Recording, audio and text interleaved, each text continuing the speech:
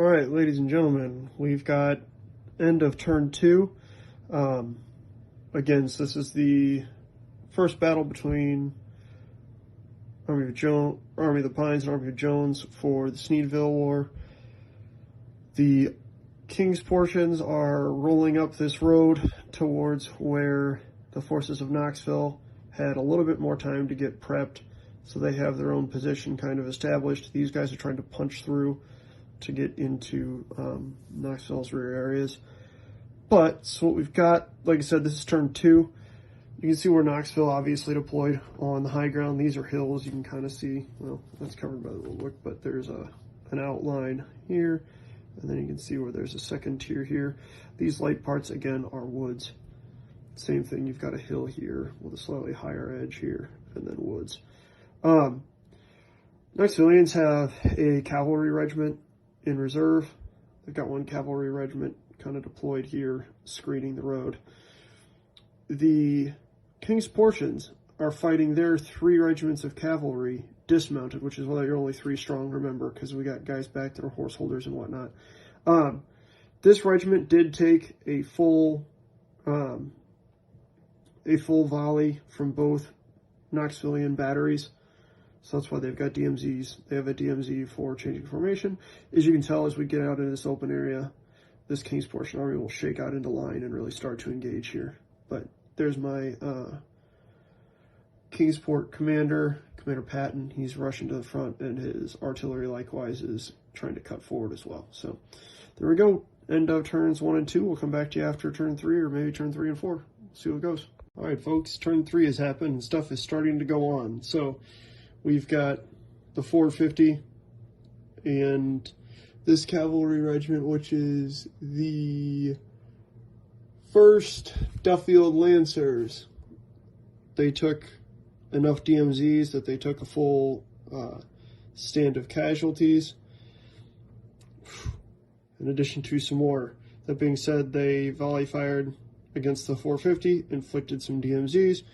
450 went back on them. They also took, there's a lot of fire coming over here from this battery, these guys, and then these 2 close units on, I believe these are Everts, or those are the Bourbonville Dragoons. But you can see the cavalry's fanning out to try and take the Knoxvillian left flank over there, and the infantry is starting to get onto the board, and they will start applying pressure across the rest of the front while the guns come up. So there we go. These guns are taking way longer than I anticipated to come up.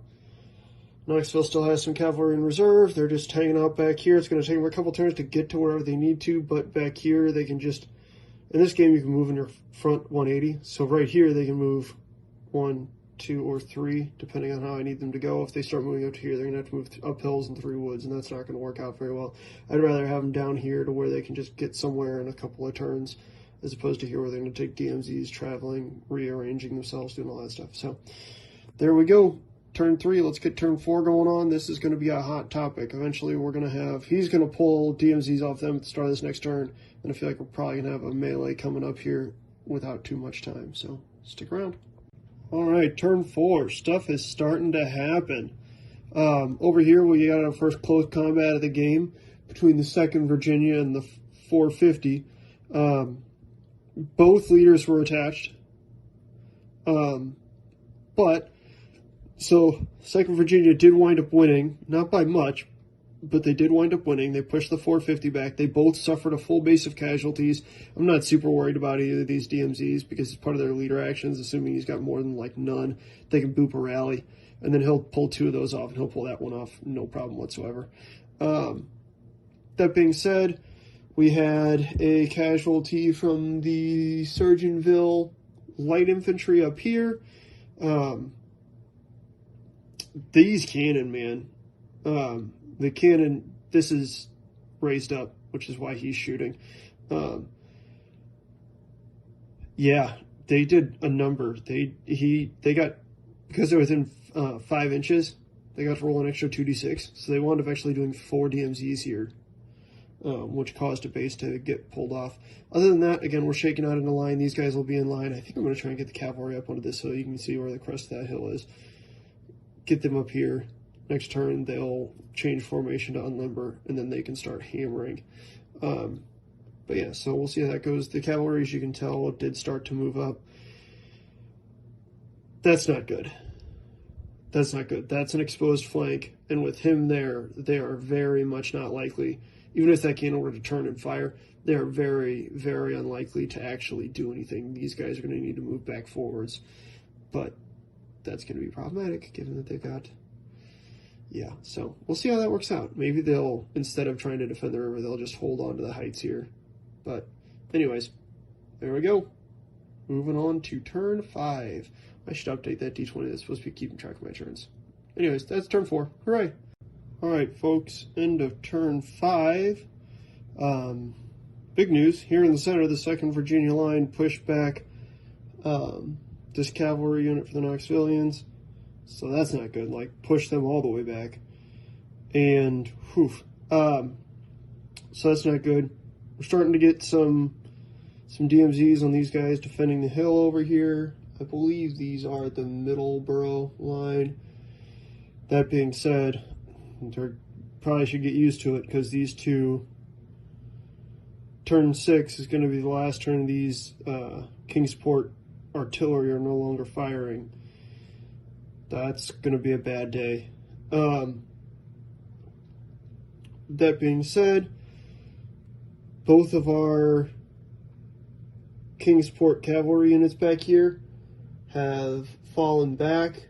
These are the veteran dragoons.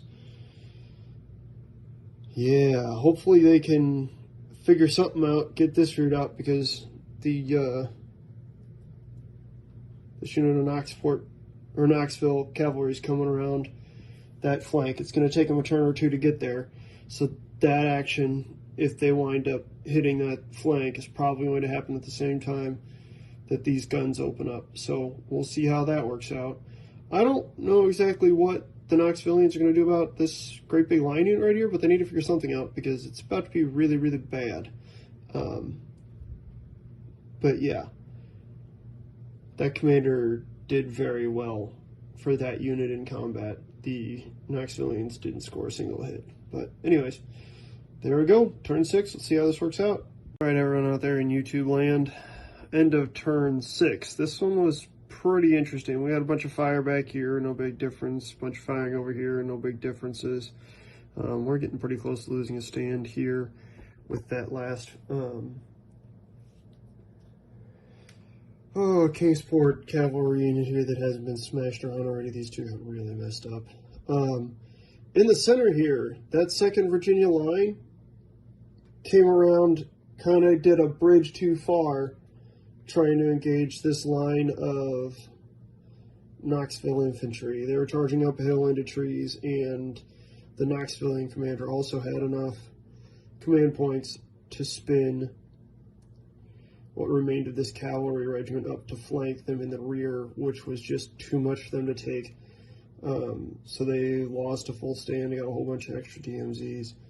Yeah, not great. Unfortunately, what that I think means is just as quickly as these Knoxvillian cannon, or these Kingsport cannon got unlimbered, they're going to have to maybe get off a couple shots to kind of keep things back. I don't want to just limber them back up and take them off the field. I feel like they should at least provide some covering fire. They just got good positions on the heights. But I think these King portions are going to have to pull back. They've lost a lot of casualties trying to take this. They smacked around some units of the Knoxvillians as well. I'm looking at 4 dead stands over here for the Knoxvillians. I'll have to look for the Kingport. Looks like we're looking at about double that. The dice were not super duper in favor. Let's see how well they can extricate themselves from this situation. I feel like that unit's going to have trouble from that cavalry. But there we go. All right, turn 7, probably the last one. All right, folks, end of game. Casualty summaries. So since the forces of Kingsport held the field, since I use a standard, you take your total casualties, you divide that by 3. 1/3 are gone forever, 1/3 are available from the next game, and 1/3 take a couple days to get back. Since these guys held the field, The Knoxvillians, they get their 2/3 back. The King's portions took their walking wounded, so the guys who were available, you know, the next day, they got out with them, but the guys who were going to take a couple days to recover, who are still laying on the field, they're prisoners now. So they really only, I calculated casualties at the end of those couple days. So, you know, Knoxville's got their 2/3 of their casualties back. Kingsport's only got 1/3 back because, again, they're on the retreat. They can't take all these guys with them, all that nonsense. But anyways, without further ado, the Pineville line will return to battle in a couple days with 730 men out of 750. Everything's out of 750 except for the 450. The Middleborough line will have 610. The Bourbonville Dragoons will return with 730 men. Everett's 2nd Lancers will have 620. The Cumberland Battery will have 740 men, and the Harrogate Battery will have 750. Over on the Kingsport side, Sergeantsville Light Infantry will return with 630 infantry. 1st Virginia Line, 610. 2nd Virginia Line, 450. 2nd Duffield Lancers, 550. 1st Duffield Lancers, 540. The Pennington Dragoons, 450, and both of their batteries are unharmed. Not sure how to treat the 450. They're coming back with 360 men. I think the threshold is supposed to be 375, but since they only had 3 companies to start with, I don't know how John wants to handle that, but that can be determined. There you go. There's casualty figures. We're wrapped.